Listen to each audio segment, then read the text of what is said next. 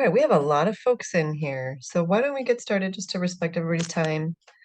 And there might be some late stragglers, and that's okay.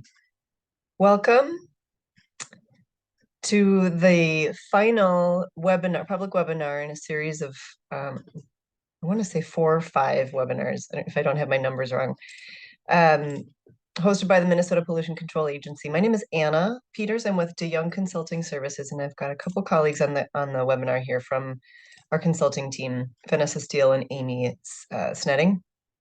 And we have been contracted by MPCA to help lead this process of public engagement as MPCA works toward the development of a cumulative impacts rule. And so today, what you will hear and then get a chance to weigh in on is some content around creating multiple concepts that will be involved in the cumulative impacts rule. Next slide, please. So for today, you'll learn from PCA the conceptual development of the cumulative impacts rule. We want to hear what questions and concerns you all have. And then you'll also get a chance to hear about the overall process. So what does it take? Where are we in this process? And then PCA will also present what is coming up in terms of summer work sessions. So you'll have more opportunities to get involved and ask more questions and provide more insight. Next slide. We have kind of a simple agenda today. Our one speaker, if you have attended any of the other webinars, today will feel a little bit different. We've in the past done a couple of speakers that we've brought in from other areas of the country who are doing similar work or somehow tangentially related work. But today we're going to hear from Hassan, who is an engineer at MPCA. And Hassan, you'll have to, I didn't want to mispronounce your last name, so you'll have to help me. Is it Bouchareb? It's Bouchareb. Bouchareb, thank you. So Hassan is an engineer on the PCA team, and you'll hear from him. And then we have plenty of time for Q&A. And they have said they'll take questions regarding the content that he presents today, but also if you have come here with other questions unrelated to today's content, you can bring those today as well. And then the PCA will do their best to provide answers that they have. And if they don't have the answers today, they will take note of your comments and questions. And then we'll close.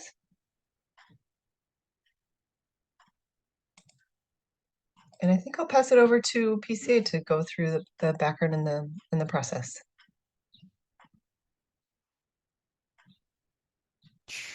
Okay, thanks, Anna. Yeah, so welcome everybody. Again, my name's Hassan Bouchareb. I'm an engineer in the Minnesota Pollution Control Agency's Air Policy Unit. Just some things to help ground us today. We wanted to start with this. We are still early in the process. We're about a year in to this rulemaking effort surrounding cumulative impacts here in Minnesota. What we're going to talk a little bit about today is some of the background where we have been directed to do more in this rulemaking. We are certainly not going to have everything figured out today. We're going to be sharing sort of conceptual ideas, drafts, that kind of stuff. So there's nothing that's certainly final. And where, as Anna mentioned, we'll be talking a little bit about what's coming up in the immediate future, where we're going to go, where we're heading in this rule overall. So again, we'll be taking, if you have any questions or comments, feel free, drop those in the chat, and we'll get to them at the end. If you want to ask your questions out loud, perfectly fine too. We'll get there at the end of the presentation. Let us know what you think. So what we're going to talk about today, and just to highlight, again, kind of where we are right now. We've had a lot of these webinars starting back in as early as January. We're going into some more working sessions. And so this one today is going to be a little bit more of a transition between the two, helping set up what these working sessions might look like, what we're hoping to talk to you all about and bring you along in the process, to hear your questions, thoughts, and comments as we craft these rules that the legislature directed us to do. So we have a whole bunch of things that we have to really come up with, and areas where you all and anybody can feel free to weigh in on, are, basically these 8 high-level points. These are all things that were identified by the legislature for the MPCA to do as part of this rulemaking. So with that, we'll kind of hop right into it. So what we're talking about today is a little bit more on the conceptual development. We'll talk through a little bit of the rule process, some of the different conceptual areas that we have to create. We'll kind of give, sort of some of the previews, and a little bit more on the working sessions coming up here in the immediate future. So what we have going on today, just to remind ourselves, kind of what's the purpose of this rule. We are hoping to address Minnesotans' disproportionate exposure to pollutants as part of this rule. That's what we were directed to do. And to do that, we'll have to develop a handful of areas, a handful of parts of the rule to do that. And we're going to create a whole bunch of things. We're looking at criteria for who needs to do a cumulative impact analysis, what its content, what you have to look at in there, what are the conditions or criteria that establish something that we've looked at as a substantial adverse impact. What's the structure and the process for community benefits agreements? And then basically also having all of this data that folks need to help look at to do this analysis, having all of that data available for folks as well. So where this applies, big picture, we're looking at the Twin Cities Twin Cities 7-county metro, or a city of the first class, and specifically environmental justice areas in those locations with a 1-mile buffer. So that city of a first class, we won't get too much on it later, but that's the specific words that the legislature used that have some help define things. Who this might apply to. So if you're in that area, this will apply to facilities that have a major, or that also sometimes called Title V permit, or an individual state permit. It's only looking at air permit applications, but it does apply to new facilities, like somebody new wants to make a brand new thing. Existing facilities that are going through an expansion, say somebody nearby you wants to make a change and make something new. And then also anytime we would reissue or renew a permit for one of those existing facilities. We are working under a deadline provided by the legislature. We have to get to that notice of intent to adopt, or essentially a proposed rule, by May of 2026. And so let's get in there. If you want to follow, this is probably a little redundant for you all if you've been here a couple times before, but just in case you haven't, you can always go find more information on this rule and other rules that the MPCA is working on our webpage.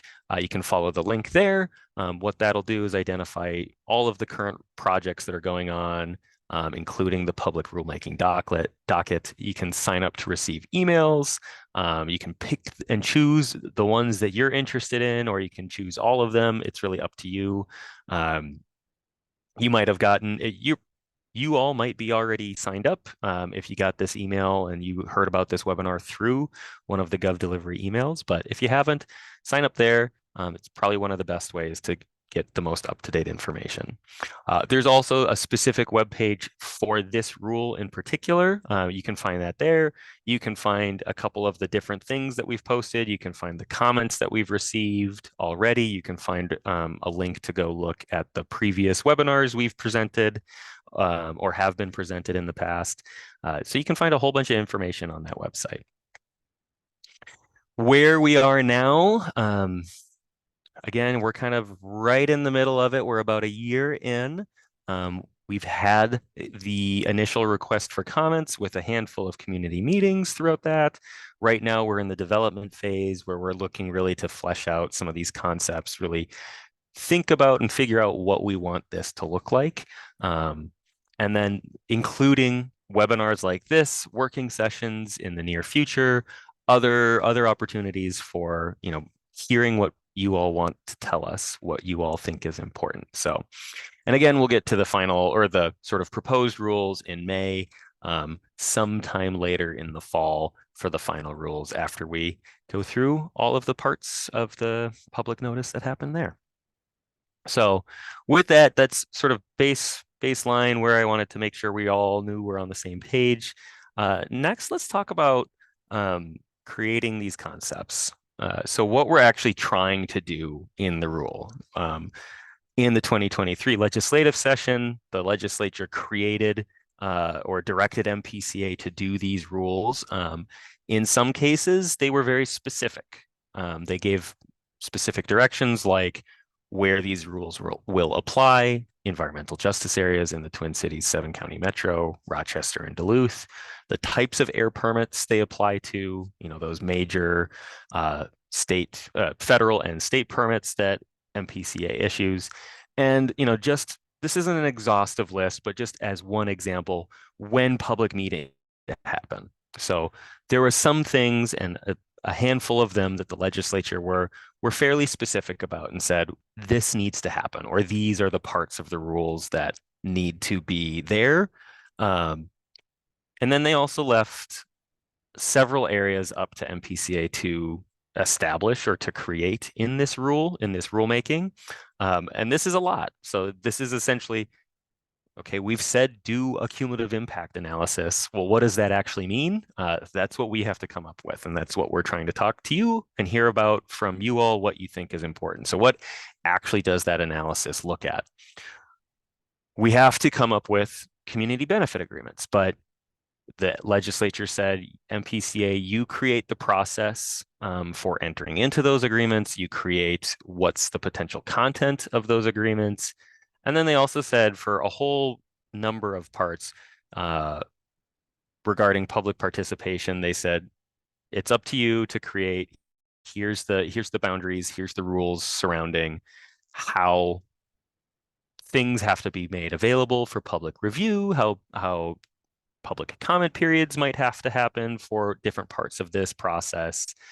So again, not an exhaustive list, but there is a ton of different things that we are tasked with creating in the coming 2 years.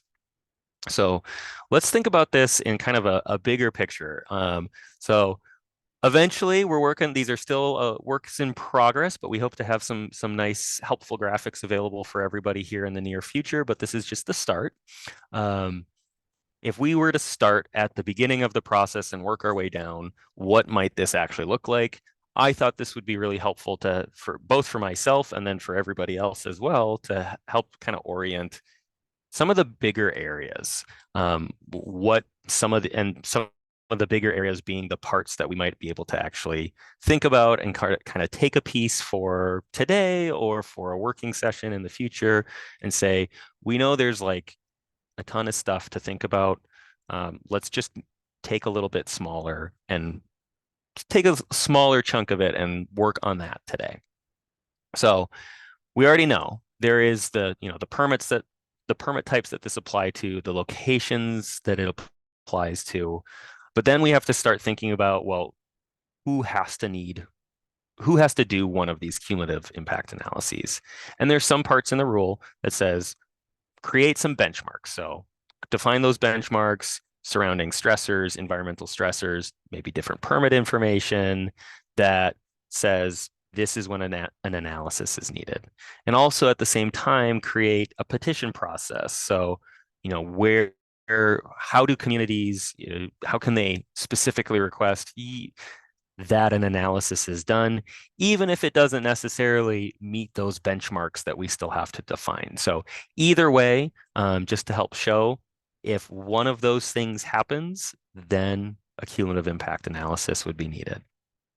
So again, you can kind of see there's a bunch of little asterisks on the slide here for different parts. All of this stuff isn't figured out just yet, and we don't have what this looks like today, so we won't be going into specific details about benchmarks or the petition process or some of the other parts that you'll see here today, but these are some of the things that will kind of help, we're thinking right now, will help us figure out what to talk about in these working sessions in the near future.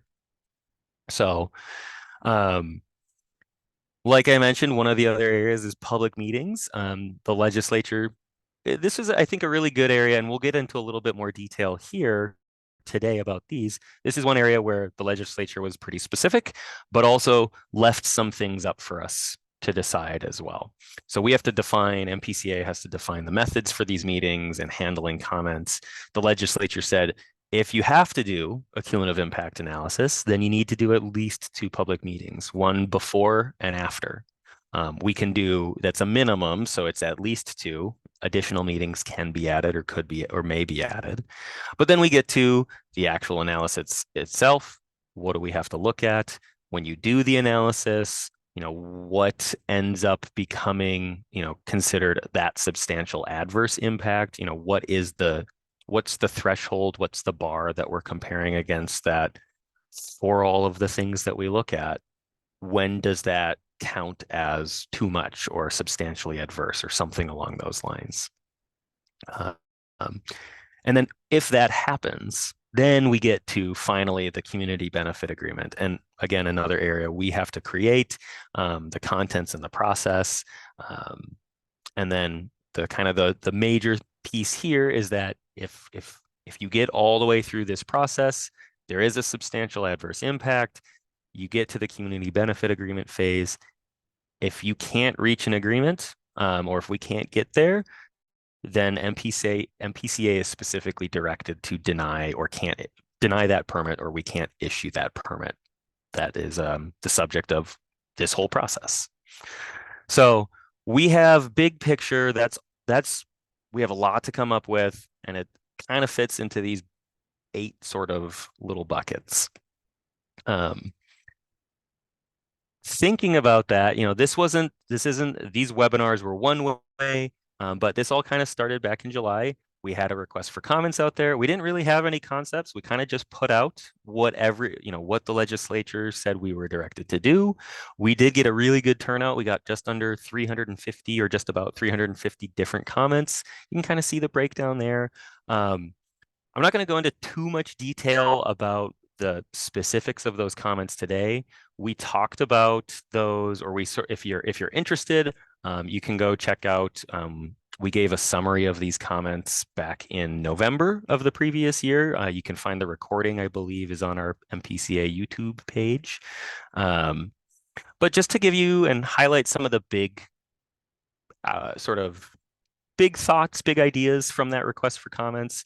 Some of the few things, like big picture, high level messages that came through is really folks were emphasizing the importance of outreach and engagement, accessibility and transparency.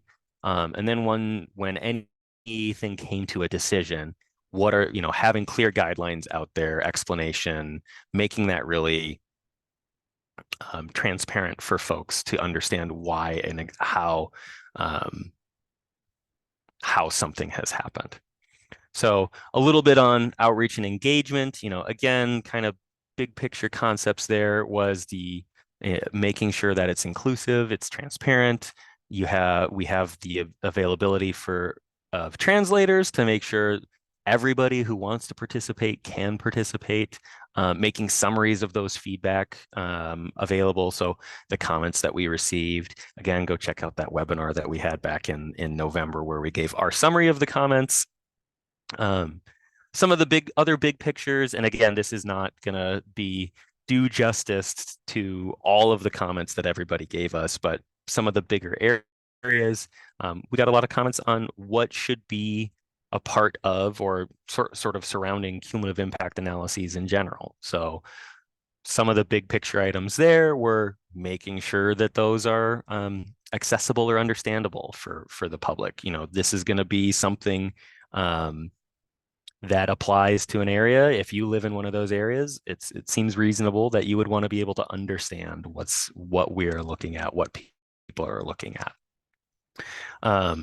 Some suggestions really referencing existing work. We do environmental review. There's a bunch of other different processes that MPCA and other state agencies do. Can we craft something that builds on existing work that we already do? It's a little bit easier to edit than it is to create. So, some suggestions there. Um, and then a lot of suggestions surrounding community benefit agreements as well, making sure that there's some measures to make sure that the facility is accountable for what comes from those agreements. A lot of suggestions of things that could be included, like tree planting, making pollinator habitats, other things, who to involve, local groups in the community, whether it's schools or churches or people who live or play there or work there. Um, so we had a whole lot of suggestions as part of this request for comment period, that we're then trying to, with these webinars, that we've done over the last couple of months, bring this all together to wrap these up into concepts. So, in these webinars that we did over the last couple of months, we tried to pick these to be related, certainly, or if not directly touching on some of the areas that we need to develop. We brought in other people from around the country, whether it's from New Jersey or Washington or Colorado, Michigan. We know there's other folks that have done something, if not exactly like this, similar enough that we could learn alongside all of you as well to understand what's been done, and how can we sort of learn from that, learn from somebody else's experiences already, and try and again roll that into what we're thinking about today. So again, you can see recordings of these previous webinars. If you haven't seen them, they are again available. You can follow the webpage link we gave previously to find those webinars. They were in January, March, and April. January was surrounding New Jersey's version of essentially cumulative impacts. March was looking at data gathering and analysis that folks from Colorado and Washington, D.C. had done.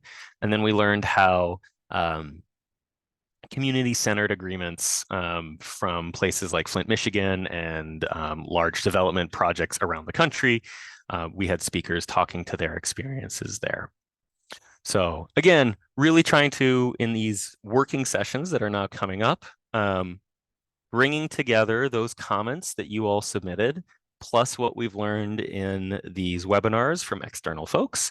Plus, we've not just been sitting here over the last couple of months. We're working on trying to understand what we think, putting together some drafts, some concepts to share with you all.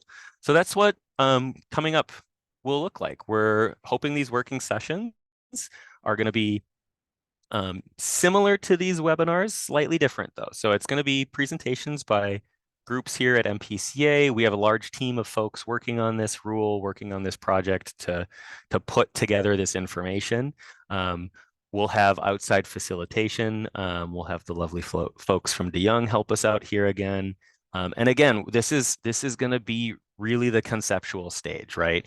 We're not going to have a well fleshed out idea. We might have, here's an idea, or here's maybe 2 or 3 ideas. This is, where we started, or what we were directed to do. We might have a whole bunch of questions on, this is one way to do it. Do you like this way? Do you not like this way? Do you think we're missing something? Do you think we're in the completely wrong direction? So, this is truly going to be like roughest of rough drafts, right? Of what we're thinking of. So you can help us along at the same time. And so that this isn't something that has been created already. We're trying to create this with you at the same time to understand and learn from all of these different things that we've been doing over the past several months. So again, really the goals for these sessions, we just want to share the concepts that we're thinking about, educate and inform kind of why we're thinking about them in that way. And then, really just then understand what you're trying to say, or what you're hearing, what you're seeing, what you think. again, so we'll have a lot. This will be an interesting, in a good way, interesting experience of what do we need to do here. So to give you some ideas, right? We had that nice little flowchart graphic at the start. We have a lot to create.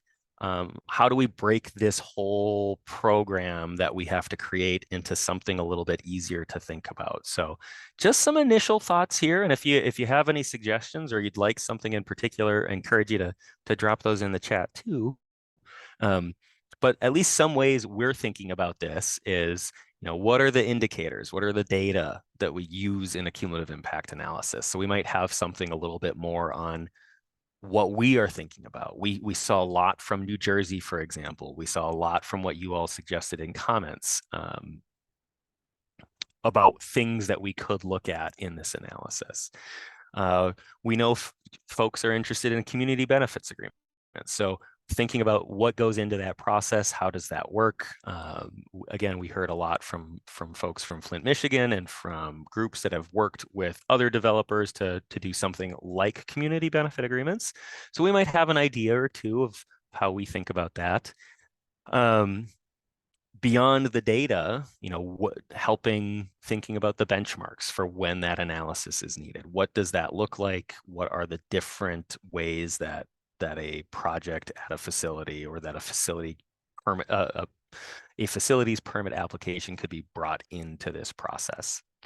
And then, of course, scoring is kind of how I think about it in my head here. Like, you've looked at all of these different things in a cumulative impact analysis. How do you wrap those all up? How do you determine when there is a substantial adverse impact? Basically, you get to the end, and then we need to answer the question of, and so now what? What happens once we've gotten to the end of the analysis? And the one that I'll kind of give a quick example of today is public meetings and public participation, because I think this is one that is interesting enough on its own, and doesn't really need a lot of other technical bits surrounding cumulative impacts to think about.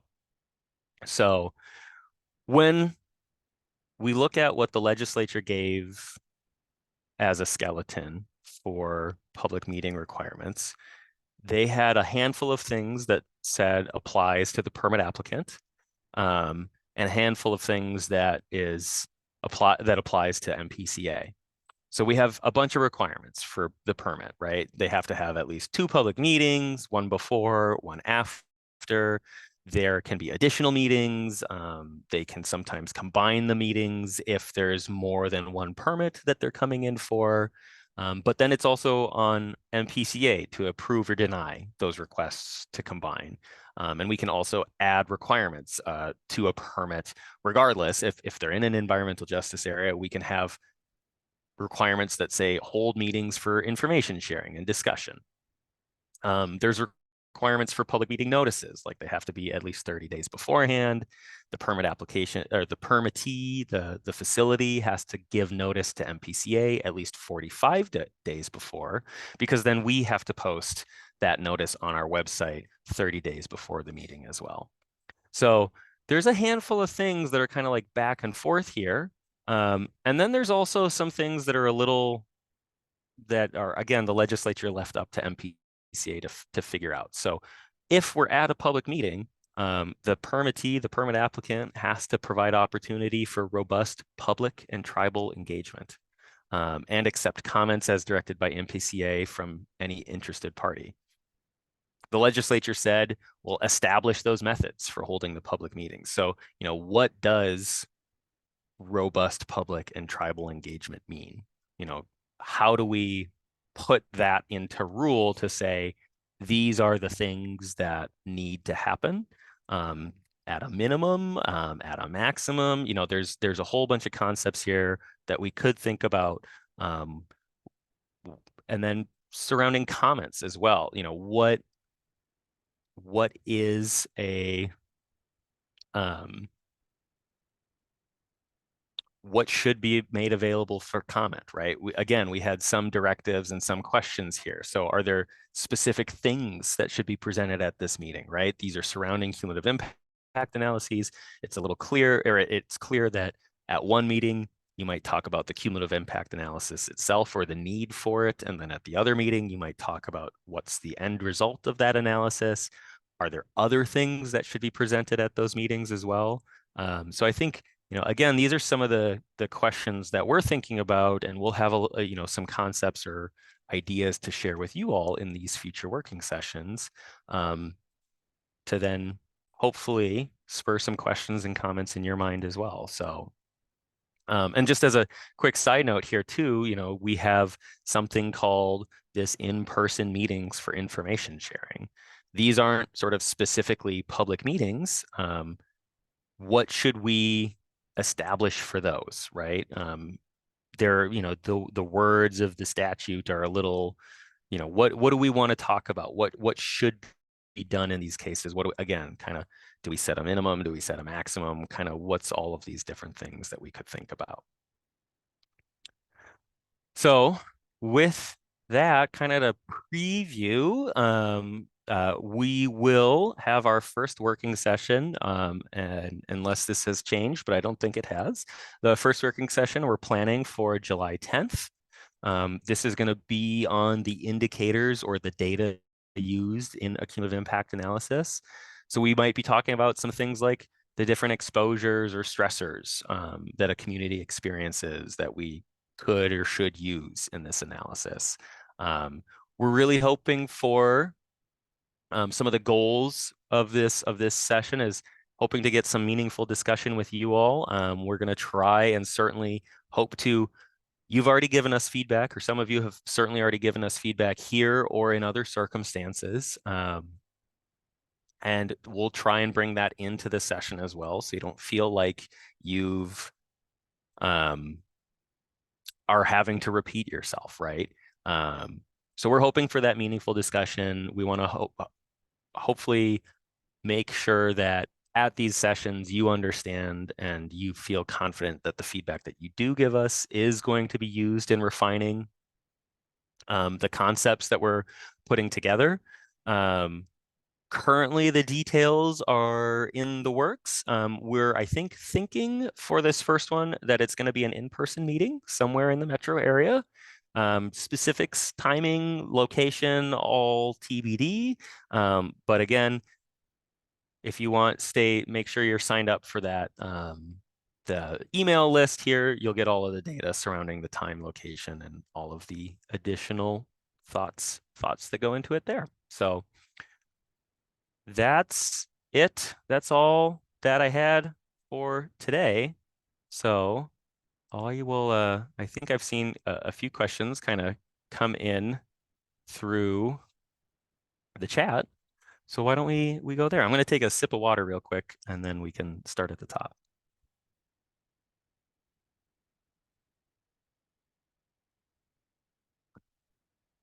Okay, first question I see. Evan asks, how has the MPCA team digested the comments you received already in scoping? Yeah, so I think I touched on this, and Evan, feel free to jump in if you wanted to clarify anything here as well. We're trying to pull those comments that you all gave us during the initial request for comments into these concepts that we're putting together. We've certainly been talking a lot about outreach and engagement, and I think some of these webinars and these online talks we've been doing over the past several months are kind of certainly driven by the fact that everybody has told us we really think outreach and engagement is important here. So I feel like I covered this question a little bit in speaking, but I think maybe couple other quick things to add. Yeah, I think we're really hoping to in these working sessions combine what we've heard in the webinars that we've held over the last 3 months, plus the comments that you all gave us previously, to kind of put that all together into something, into a concept for these working sessions. And I would just add, I'm Maggie Winger, I supervise rules at the agency. The existence of the working sessions is a response to comments we heard last summer and fall. We got a lot of comments about we want to build this with you. Don't bring us a final draft. We want to be involved early. This is an attempt to bring folks in. So I think, both the content of the work sessions and the approach to this sort of 6 months of engagement is based on things we heard last summer and fall. So we really appreciate that input. And we want to continue to hear how you want to be involved in this. And then just going down the list, I see, thanks Maggie for posting the link to the webinar for the response to comments or the request for comments. Nahid, yes, thank you. Appreciate that correction. Super helpful.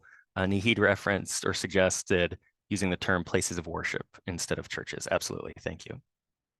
And then I think Sachi, apologies if I'm not pronouncing your name right. I'd love to see a little bit of the discussion leaning into current experience, like the initial CI engagement at the Smith Foundry facility and what the agency is learning. Yeah, I think it's a fan, and I think you're suggesting at some of these working sessions potentially. I think that's a great suggestion. We have some of the folks here that are working on this rule on this project. Are also participating in things that are going on at Smith Foundry. So we're absolutely hoping to learn from what we're experiencing and what's happening here at places like Smith Foundry.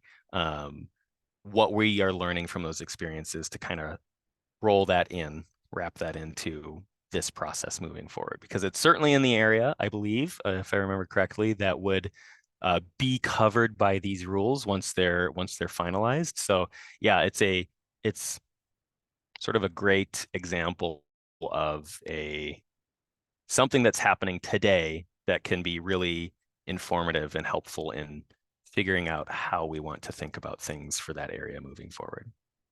And I see your hand. Go ahead, please. Thanks so much. I wasn't sure if it was okay to come off of Please. mute during this call. I don't want to be jumping in out of order, but yeah, I just wanted to build on that. I know that the cumulative impacts process has, at least in some form, kicked off at Smith Foundry. And one thing that I've been noticing through the email listserv that exists through the PCA for that facility is that the most recent update said something like, all of the correct information was not received. We're going to lean into that. And as a community member, that feels kind of confusing and gray. And right, like, what is the process to get the information? How much time does the facility have to provide it? What happens if it isn't? When is sort of the cutoff of you need to be meeting all of the requirements or something else needs to happen? I was sort of feeling like that could be a really good example of a situation where kind of walking through the process as an example for folks could be really useful of, okay, so we sent the notice, we asked for this information, here's what came back, part of it was there, part of it wasn't. And then what happens, and like, how do we kind of get to that endpoint on a timeline that makes sense to community members and feels transparent enough as there are all of these interactions all that happening. Yeah, that makes perfect sense to me. I don't know. It's a big list, so I haven't seen, but I don't know if there's any folks from MPCA. I'm not super involved in the Smith Foundry part of things that's going on, but if there's any folks from PCA that want to maybe add any quick clarifications, that would be helpful. I'd say go for it. I don't know if I didn't see Derek on yet, or Maggie, go ahead. Derek could jump in, but I just want to say it's a little confusing even internally to try to communicate about these, but there's a 2008 law for that area in particular called cumulative levels and effects. The analysis that Smith Foundry has provided through permit and enforcement actions over the last 12 months are under that 2008 law.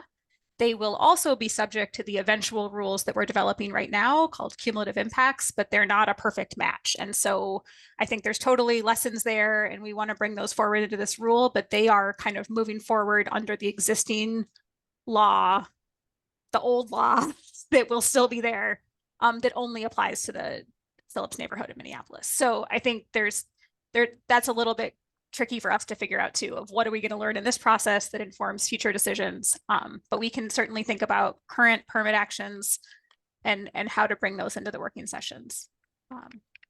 I don't want to speak to the permit itself because like Hassan, I'm not involved in that directly.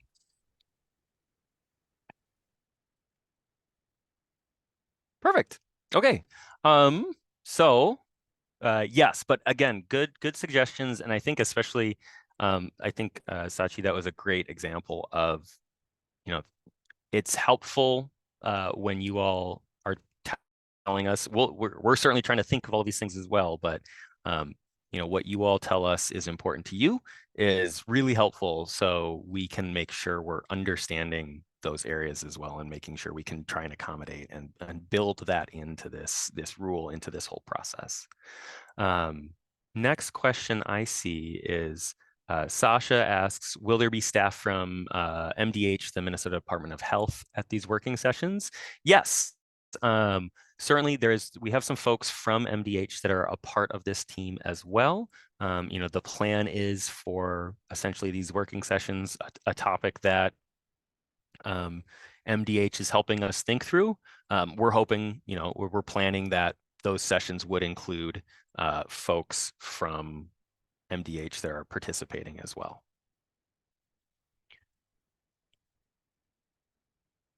Okay.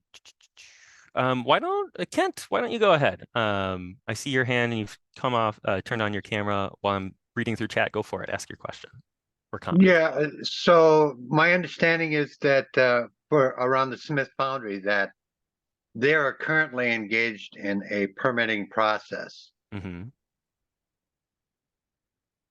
What effect will the future rules have on this current process? I understand that they're underneath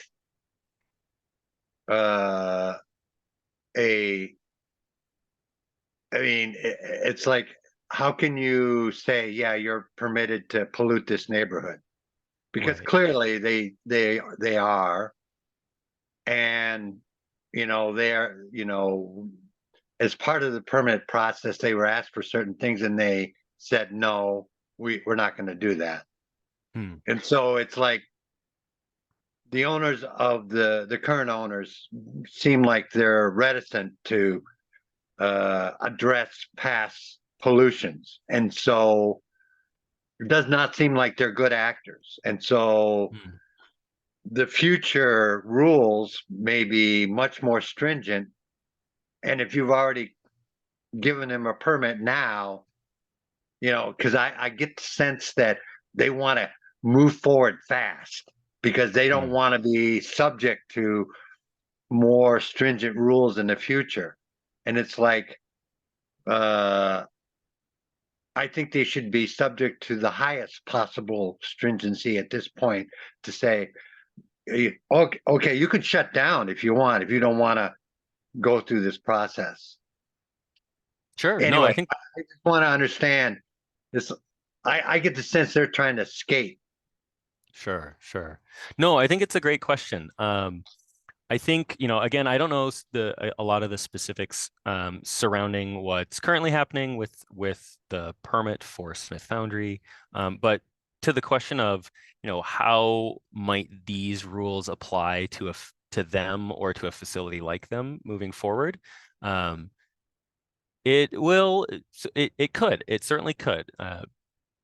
These rules are, one of the areas that the legislature was clear sort of on when it applies is going to be, facilities in certain locations, those environmental justice areas or a 1 mile buffer, but then also the types of permits. So, and that included not just a permit that happens now, but if they come through and they have to have their permit reissued.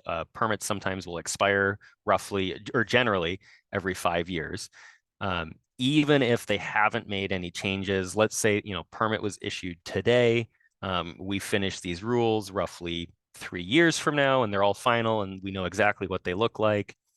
When they would come in to have their permit renewed, just like you go and get your tabs for your car renewed, they would potentially be brought into this analysis. So we'd have to look at all of the benchmarks and all of sort of the who needs to do the analysis to make sort of the final decision on, will they or won't they? But I think this is a really good question for a handful of reasons, because you have Smith Foundry as an example in front of you that you can say, what are the things that I think is important that we think about in understanding who's brought into this process, not only, now, but into the future. So I think, certainly they could be brought in once these rules are finalized and we know exactly what it looks like. And I think that's one of the things that's important to think about too. So I think, let me know, Kent, feel free. Does that kind of get at what you were thinking about, or is there any extra stuff you were hoping for? Yeah, I don't know. I get the sense that they say, their feeling is we don't pollute that bad. And they've had 100 years and they were grandfathered in to begin with. And I mean, anecdotally, I had a friend that lived in the neighborhood who could not distinguish between the burning smell of a fire in his house and the output of that factory. So he had to shut the windows in his house to say, "Oh, I have a fire in my house." And right. And so it's that kind of thing where they've dragged their feet on upgrading their plant. I mean, they've got 100 years into that plant, and I don't know. I'm like thinking, why are they still allowed to grandfather in? Right. Yeah, certainly make those questions and comments known to the folks who are working on Smith Foundry. And I think, we'll talk to them as well and hopefully try and bring some of those thoughts and ideas into this cumulative impacts analysis process too. Sasha, I see your hand. I want to get just a little farther down in the chat, but I think you'll be up next anyway. Just to recognize, Sachi had said and kind of emphasized when she came on off mute, it would be great to have very clear, transparent timeline information available. I think that, again, great suggestion. Nick agreed and said, thanks, Sachi, was just thinking about interagency coordination, especially from MDH.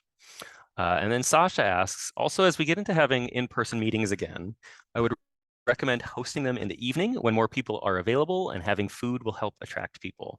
Great suggestion. I know we're trying to actively think about, again, sort of the time and location and place of these different meetings. I think, early preview, we're still trying to think through some of this stuff, but certainly having, if it's held in one place, right, you're never going to be able to, or it'll be hard to get everybody. But having then those materials available later, potentially on our website again. So even if you weren't able to make the meeting, you can kind of see what was talked about, what was presented, having something available for folks to share their thoughts and comments afterwards as well. But Sasha, feel free, go ahead. What did you want to add, or what questions or comments did you have? Yeah, and I don't want to take too much time because I know there's a lot of things in the chat as well. Just wanted to talk on one quick point related to what Kent brought up around Smith Foundry and facilities like that. I think it would be helpful at some point during this process for PCA to explain a bit more about the permit process itself, and just like some of the details there, because this whole law is predicated on there being a permit application. But there's also a lot of facilities that either have not expiring permits, so they don't need to renew those permits, or have permit shields, and so they can continue operating until they get a new permit, even if that takes decades for MPCA to process that application. And so I think it is important to give that context to people when we're considering these rules, and for people to really be able to connect these rules to the facilities in their lives. It's not as straightforward. It's just there's a facility that we think is harmful, and these rules could help address that. There's more to the story than that. Absolutely. No, good, again, good suggestion. Thank you. Making the way through chat. Let's see. Kay Schuler asks, will you disclose all non-public meetings with various parties? Feel free to jump on if can you add a little bit more context here? Was there something else in particular you were thinking about? Yeah, this is Kathleen Schuler with Health Professionals for Healthy Climate. I was just thinking you're going to be meeting with industry folks, you're going to be meeting with community members, and it'd be nice to know exactly who you are meeting with. Obviously, they're non-public, so we don't know what was discussed, but I think that would be important information. Yeah, thank you. That is something ahead, we Maggie. prepare as part of the rule record. That's part of what we have to publicize and give the judge as part of here's how we did our process, here's all the public stuff we did, and here's everyone we met with because we went to their conference and talked about it, or we went to a private meeting or whatever it is. So as we've said before, offer stands. If there's somewhere we should go, we're happy to come. You got to let us know. And then we are sort of keeping a running list of that to share with the judge when we do our big packet in May 2026. Yeah, and Kathleen, I guess that was my question too. Because I think, the way Maggie looked at it there was the meetings with various parties as part of this rule. I was also curious if you were thinking about meetings, and maybe this kind of goes back to what Sachi was saying about timelines. What were you thinking meetings with parties as part of, this whole process moving forward, right? So we've finished the rules, there's some process in place, and we're meeting with, a facility as they're going through this. Is that what, or something along those lines? No, I was just thinking about the rulemaking process in particular. Okay. Yeah. Okay, thank you. Sasha asks in chat, how are you planning on promoting these upcoming sessions to communities? Do you have plans on connecting with local community groups to help share information and bring people into the process? Great question. I don't know if Alexa is on, but if you wanted to add anything here, Alexa, go ahead. We recently were just hired, I think within the last, I don't know, a couple months or so now, we have a new community affairs group here at MPCA. So they're helping us out, try and figure out how to promote these sessions, promote not just this, but all sort of the other work that the agency does as well to different communities. If you have any thoughts or ideas, we'd happily take them and try and roll those into how better to reach people. But I see Alexa has turned on her video. Alexa, if there's anything you wanted to add, go ahead. Yeah, thanks, Hassan. My name's Alexa. I am a community affairs specialist for the Metro region. Just wanted to add that, we're a newer team, but as we move through our work for different facilities and rulemakings in the Metro, trying to bring those communities and those community connectors that we meet into this process along the way. So also, reaching out to elected officials and getting recommendations from them on community groups that they think we should be connecting with. But if folks have suggestions for community groups that we should be connecting with, either to go to their meetings or, make sure they're getting on the email list, please let us know.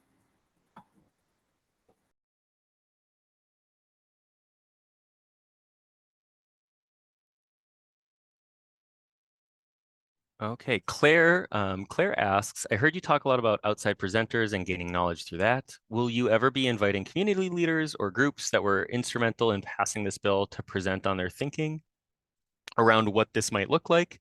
Yeah, I know we've talked to a handful of groups so far. I think that's a great suggestion. If you had any groups in particular, again, that you thought would be important, there's a lot of people we could talk to. And I think, the more we have a sense of, who all do you think we should talk to? Because we know some people, some people. the more people we know, the better. The more people we talk to, the better. So I think especially at the working sessions, we're hoping, again, to have that really good conversation, and sharing what different groups, what different people have heard. That's kind of, at least in my head, that's what I hope these working sessions look like, is a lot of good conversation across different perspectives, to help us craft and understand what this rule might look like. Nick asks in chat, how much has research from EPA's ORD played? I believe that's Office of Research and Development, or is playing a role in this deployment process, thinking about US Executive Order 14008 specifically. We have actually talked to EPA fairly regularly. We've talked to EPA specifically about this rule so far, and some of the research that they're doing, as I think it was under that executive order. There was a handful of them, I think, that they listed. But one thing in particular that I'll mention is, we talked to some this group from EPA that's working on trying to better include sort of that qualitative or that lived experience, stuff that's not just data, right? Stuff that's not just numbers and things like that, into a decision-making process specifically surrounding environmental justice. So I know this is an ongoing area of work for EPA. So we're talking to them. They're talking to us about all of the different things that we are each doing to hopefully think about how that can play a part in this process as well. And I think that kind of goes back to Smith Foundry. I know there's some fun and exciting things that, maybe not the best words to describe that, but some interesting things going on for Smith Foundry that we're thinking about, we're trying to do with all that we're hearing from people who live around Smith Foundry, what's important to them and what their experiences are, and how we could, again, kind of incorporate something like that, learning from that specific experience, how we could broadly apply that to this process moving forward. So I think there's a lot that goes into there, that is something, a lot to think about. That's something we'll hopefully have some good ideas to share, and good ideas and questions and comments from you all as well. Moving down, I see Amy asks, have accountability measures, or suggests have accountability measures in place when things do not happen in a timely manner, both for the agency and the facility applying for the permit. Communicate any delays with the impacted communities so they know what's happening and why things are being delayed. Great suggestion. I think that's super helpful. I understand that as well. I certainly prefer understanding, delays happen. Certainly it's nicer knowing why they happen and being kept in the know of when they happen. B. Rosas asks, will there be a discussion on what accountability will look like? What if a facility creates their own loopholes for CI rules or holding public meetings? Oh, yep, and similar to Amy. Yeah, good question. And I think this is, again, kind of what we're trying to think about, and what we'll share in some of these concepts. It's not going to be specific rule language itself, but I think questions like that are really helpful in thinking through a concept and saying, does this work the way we think it's going to work, or is this going to work how we intend? And then if you can think of circumstances where not, maybe that's something that's worthwhile being more specific, or putting more words together to say, this is exactly what we want to have happen, and how we want it to happen. So yes, really good questions there. Cecilia asks, great question, or suggests, great question, Sasha, about how are you planning on promoting these sessions and to communities, and do you have plans on connecting with local community groups to help share information and bring people into the process? So more of a thumbs up to Sasha. Nicely done. Josh K. Sent just to me, just so I don't think everybody else in the chat will be able to see this, but Josh asked, is this new rule making strictly for air permits and not for land permits, such as landfills, etc.?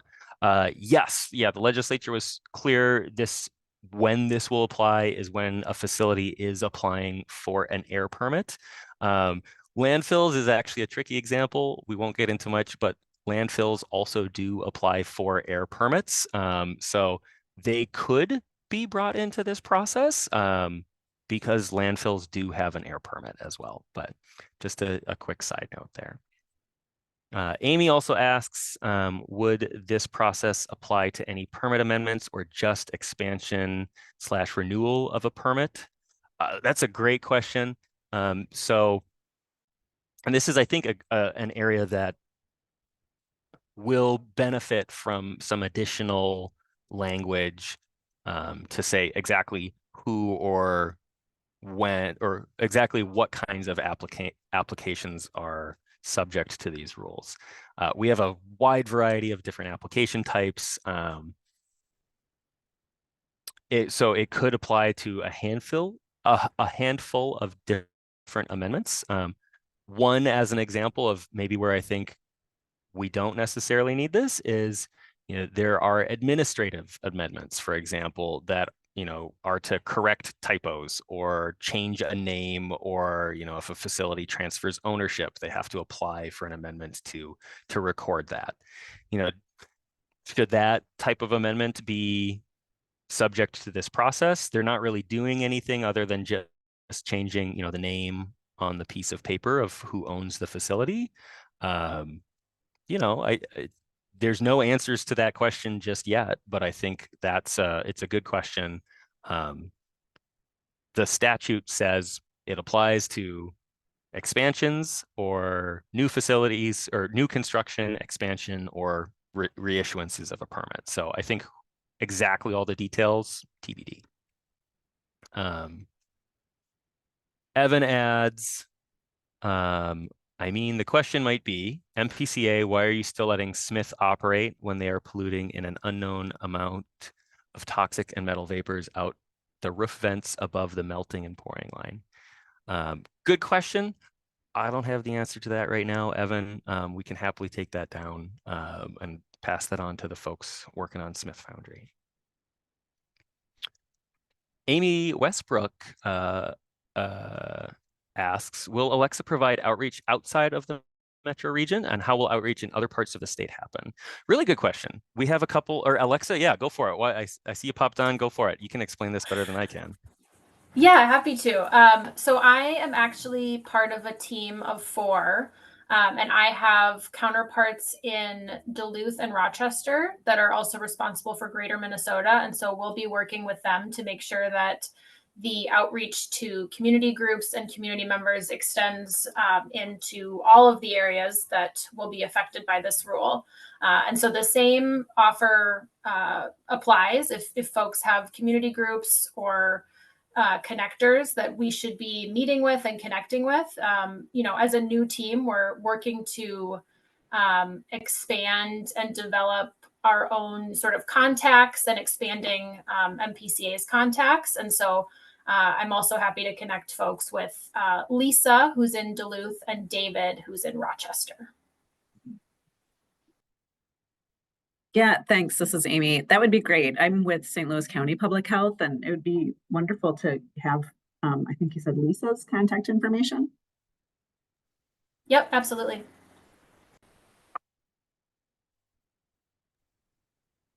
Great. Next, Jenny Cohen asks, does MPCA currently have a data reference list or study guide for data currently available from MPCA, MDH to help with considering how to develop a cumulative impacts assessment analysis? Yeah, Jenny, and she offers to come off mute and explain. Yeah, feel free if you want to add anything else to that, please go ahead. Yeah, thanks. Sorry, I just realized it said CIAA, so I said analysis twice. So just in planning for this July 10th meeting and thinking about what data we currently have available for considering, you know, the environmental stressors and the non-environmental stressors. I know you guys and Department of Health have so much data available. It's just, you have so much. I don't know, have you guys gone through yet to see what you have and specific to maybe micro communities? Because I know each community, you know, we have, I'm guessing the analysis is, sorry, and I'm going way into the tech stuff. I'm guessing the analysis is going to be have like some core elements, but then specific areas might have a specific thing that's of immediate concern based on Department of Health data. And I guess in prepping for these engagement working groups, do you guys have an idea of like, here's the basic information we have of what could be useful for these analyses, so that I guess people like me who want to read up on it and understand and have provide better input of like what we think you could do with the data we have versus coming into it not knowing what information you guys have in hand already. Does that make sense of what I'm? Okay. Yeah, no. I think so. Yeah, I think, you know, this is part of what we're working on over these past several months, is sort of pulling that list together, if you will. I wouldn't, I don't know if it's it's certainly not an exhaustive list, but, you know, we're trying to think about exactly what's out there from a data standpoint, where and kind of where data sets exist or overlap, if you will. You know, like for example, St. Louis County might have something in particular that they are interested in, and so they have a data set about it. Or Hennepin County might have this, or the city of Minneapolis might have that. You know, I think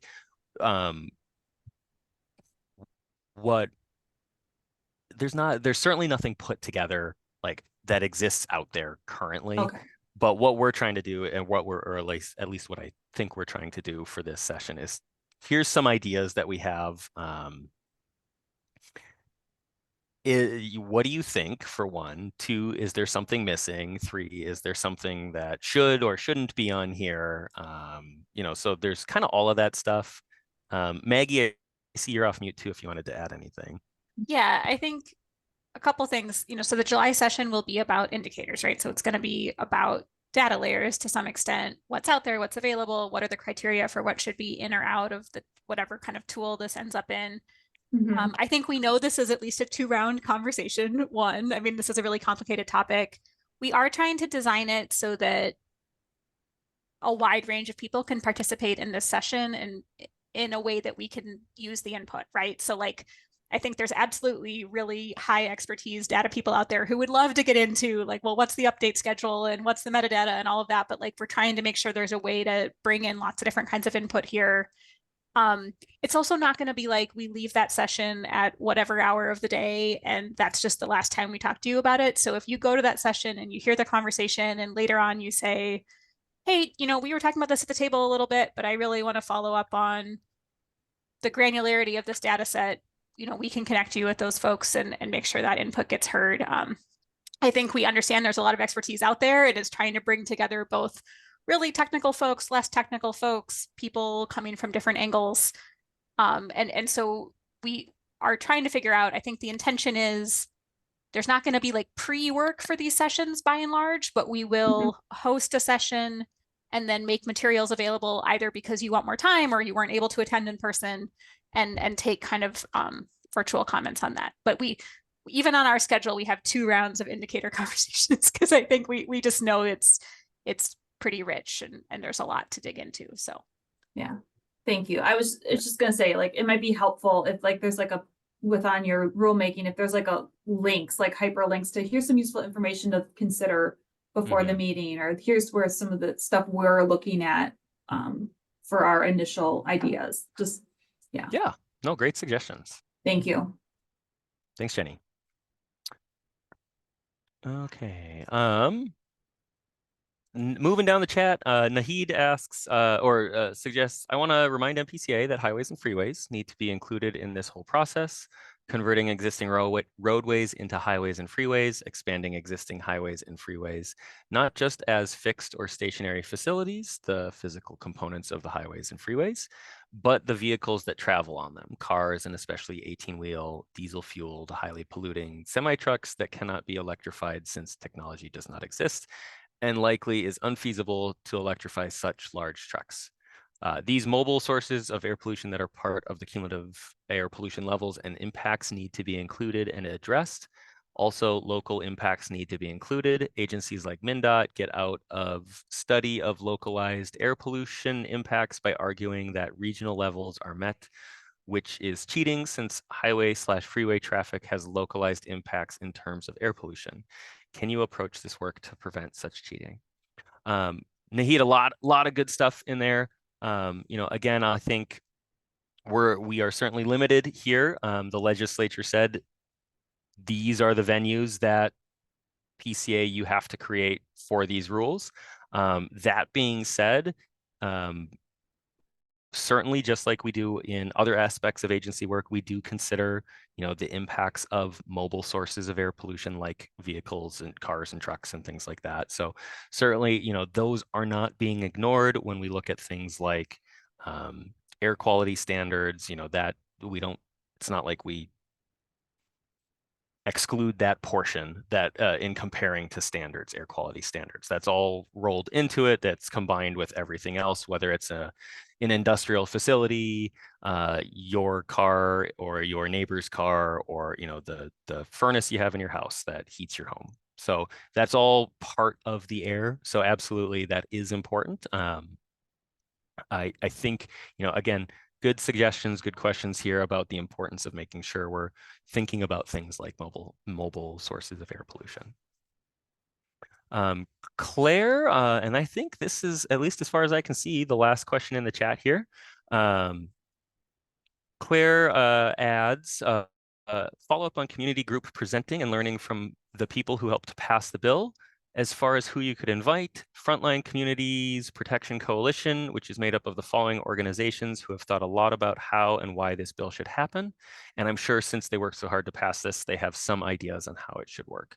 So COPAL, Health Professionals for a Healthy Climate, Clean Water Action, Fresh Energy, Take Action, and the Minnesota EJ Table. Thank you, Claire. I know there's been a handful of conversations, not all ones that I have been involved in, but I know we have talked to at least some of those groups, if not all of those groups. And I recognize there's I don't know everybody, but there's at least a few people I recognize on this call that are part of or who have mentioned these organizations before as well. So I know, thank you for the list. If you have any suggestions, we'll, like Claire said, like Claire has included here for anybody else in the chat, feel free, happy to take those and figure out who we should talk to or who we could talk to. And I'll just add one quick thing to the chat. I know there's been a handful of questions surrounding Smith Foundry so far. There is an email address that if you have more questions, you're welcome to send them there. That'll get to the team who's working on Smith Foundry. Just going to copy and paste this from the short note that was sent to me. So if you have any questions or would like to talk more about any of the things that you've brought up, you can reach folks there at smith.foundry@state.mn.us. So I think we go until 2:30. We don't have to head out just yet, so we can take a minute or two if you've been thinking about a question in your head. Maybe Anna or Vanessa, anybody at DeYoung, if there's anything you wanted to add, or Maggie, if there's anything you wanted to add, go for it. I just want to follow up quickly. We do not have a time and place yet for July 10th. Alexa's working very hard on finding us a good location. We will share that through the email list and through social media. It'll be an event on our webpage, all the regular stuff, at least 30 days in advance as we're required. So you will hear from us by June 10th for sure.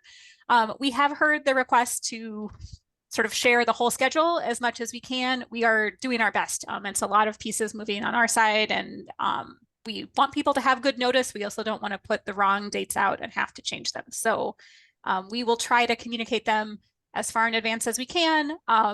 We will hit that 30-day mark as required in the law, no matter what. But we hear you that you would like to know what's coming and be able to plan. And we know that in-person meetings have their benefits. They also have their logistical challenges. And so we want to give you time to plan for that as well. So as Hassan said at the beginning, if somehow you got here not through our newsletter, Gov Delivery, please sign up for that list. That's where you'll get it.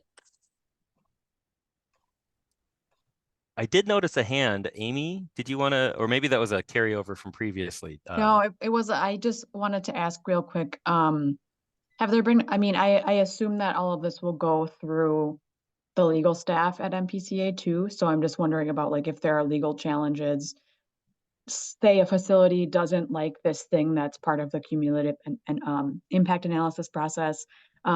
That's a concern that I had. So wanted to make sure that that's addressed somehow in the process. Yeah, no, that's a really good question, Amy. We will, because, and all of these rules, once we get to the proposed rule stage and all of the supporting information, all of the write-up for, sort of the reasons behind why we're doing something or we choose to do something in a particular way, that'll all be part of the administrative record for rulemaking. That gets reviewed by our legal staff here at MPCA. It's going as part of rulemaking, it goes in front of the Office of Administrative Hearings. It's reviewed by an administrative law judge. And, they're looking through it from the eye of, is PCA, did they follow all of the rules under rulemaking? Funny, it's basically, did we follow all of the things that we're supposed to? And then, are we reasonably justifying why we're doing something the way we're doing it? So there is, as far as I understand, quite a number of lawyers that end up looking at these things by the time the rules are said and done. So yes, but I think the question of, kind of what you're getting at is, are all of the pieces in place such that they are, defensible? I think that's a really good question, and that's something we look at and we try and craft all of the rules to be. And I think if there are, again, it's a good question. If there are things in your mind in particular that are relevant to consider here too, that's also helpful to know.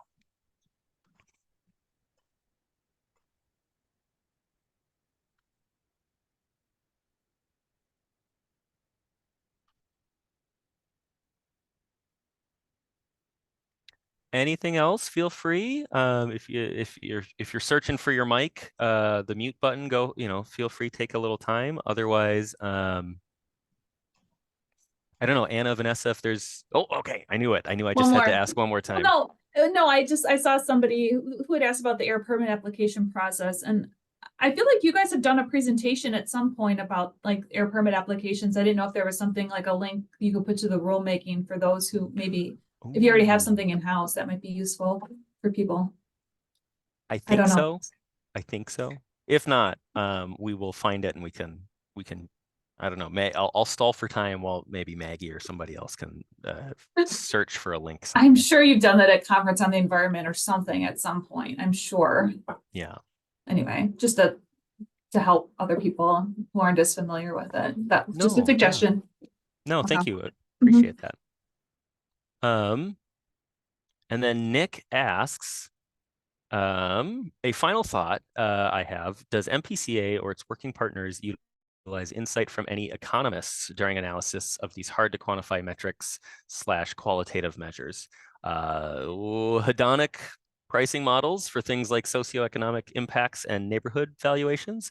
Nick, if you want to clarify anything there, I am not an economist and I recognize some of those words.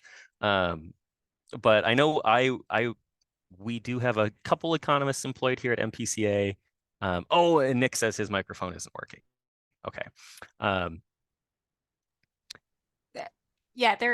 We have 2 economists on staff. They do support rulemaking efforts. We have 8 regulatory cost questions we're required to answer as part of the rule sort of record. sometimes you'll see us go kind of above the minimum for bigger rules. So I would imagine this rule is in that bucket, right? Of what do we see as the cost of compliance and what do we see as the cost of inaction or the path we're proposing. So I think that's all possible. Obviously, we're limited by sometimes the information available and sometimes our capacity, but we will do our best. We're recently back up to 2 economists, so thank you for getting that person hired. And Nick says perfect in the chat. Looks like we've gotten at what he was interested in.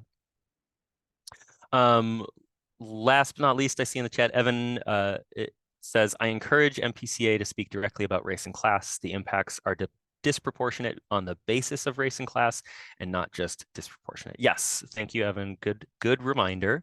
And I think, again, as we move forward, if you see specific things, I would happily welcome sort of your pointing out, suggestion, whatever it might be. If you see something that you think would benefit from a more particular, I don't quite have the right word, but particular lens, or talking about something in a different / better way, however it might be. If you have any thoughts or comments on that, especially once we get to the conceptual stage, I think that would be really helpful as well.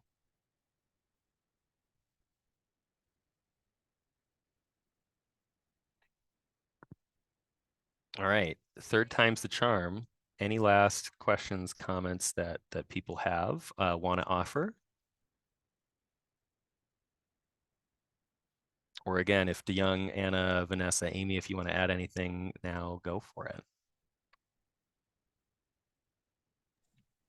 Just to thank the PCA team, thank you, Hassan and Alexa and Maggie for hopping in there too, and to thank everyone for showing up today and for all your questions and comments.